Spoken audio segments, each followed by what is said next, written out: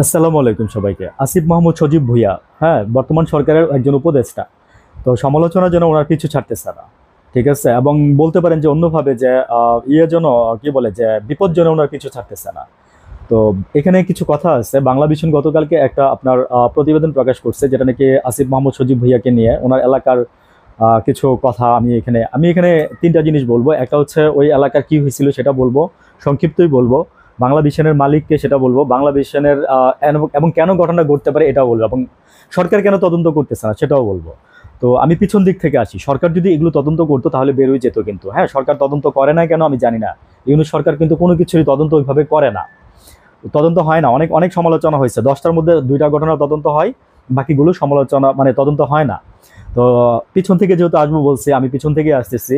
Bangla vision, হ্যাঁ, গতকালকে একটা রিপোর্ট প্রকাশ করছে। তো সেটা ভাইরাল হয়েছে, এবং এই আসিফ মাহমুদ সজীব ভুঁইয়াকে নিয়েই বলা হয়েছে এখানে। তো বাংলা ভিশন কার? এটা হচ্ছে বাংলা ভিশন হচ্ছে আপনার সাদেক হোসেন খোকা, ওনার প্রতিষ্ঠান। সাদেক হোসেন খোকার ছেলে দুইজন, কয় ছেলে আমি জানি না। একজন হচ্ছে ইশরাক, আরেকজন হচ্ছে আপনার ওর বড় ভাই। উনি এখন এমডি পদে আপনার এই টিভি চ্যানেলের দায়িত্বে আছেন। তো এই সময়ে বাংলা ভিশন একটা যদি এটা না করতো তাহলে হয়তো বা জিনিসটা অথেন্টিক হতো, আল জাজিরার মতো। কিন্তু বাংলা ভিশন এটা এখন করাতে এটা মানুষ এখন অনেকটাই মানে হেলাফেলাভাবে নিচ্ছে। তো ঘটনাগুলো ওইখানে যেটা ঘটছে, যে একজন শিখারানী নামে একজন হিন্দু মহিলা, উনি ভারপ্রাপ্ত আপনার হাই স্কুলের প্রধান শিক্ষক ছিলেন। ওনার এর আগে ওনার ইয়াকুবপুর হাই স্কুল সম্ভবত, বা ওনার এলাকার আসিফ মোহাম্মদ সজীব ভুঁইয়ার।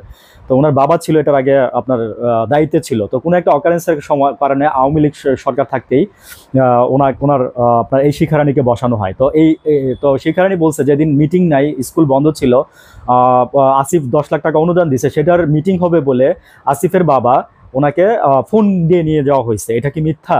তাহলে এটা প্রমাণ করা হোক। হ্যাঁ, 1 নম্বর। আমার কথা হচ্ছে গ্রামবাসী ওইখানে অনেক কিছু বলছে, ঠিক আছে? কারোর পুকুরে মাছ চুরি করে নিয়ে গেছে, কেটে নিয়ে গেছে। তারপর 3জন যে মারা গেছে, রুবি, তার মা এবং তার জামাই, ঠিক আছে? এবং তার একটা বোন হসপিটালে আছে, আরেকটা বোন যার নাকি মাথার খুলি নাই।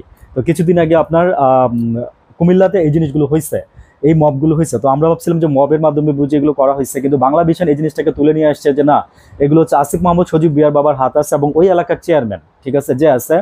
আমি আরেকটা জিনিস নোট করে দেই, প্রজ্ঞাপন জারি করে সব এলাকার চেয়ারম্যান আপনার নাই হয়ে গেছে, ঠিক আছে, কিন্তু ওই এলাকার চেয়ারম্যান রয়ে গেছে। তো আমি জানি না যে আসলে কোন ক্ষমতার বলে এগুলো হচ্ছে। তো আসিফ মাহমুদ সজীব ভুঁইয়ার যদি এগুলো যদি না করে থাকে, তা আমি বলবো যে আসিফ মাহমুদ সজীব ভুঁইয়া বলছে যে আমি তখন বেলজিয়ামে ছিলাম, আর ওর বাবা বলছে যে আমি তখন ঢাকায় ছিলাম। কিন্তু এখানেও কোশ্চেন আছে যে আপনারা ঢাকা এবং বেলজিয়ামে থাকলে যে অকারেন্সগুলো ঘটবে না, প্রি প্ল্যান করে রাখলে তো ঘটতে পারে, তাই না? তো আমি আশা করবো যে সরকার এগুলোর সুষ্ঠু তদন্ত করবে। ভালো থাকবেন।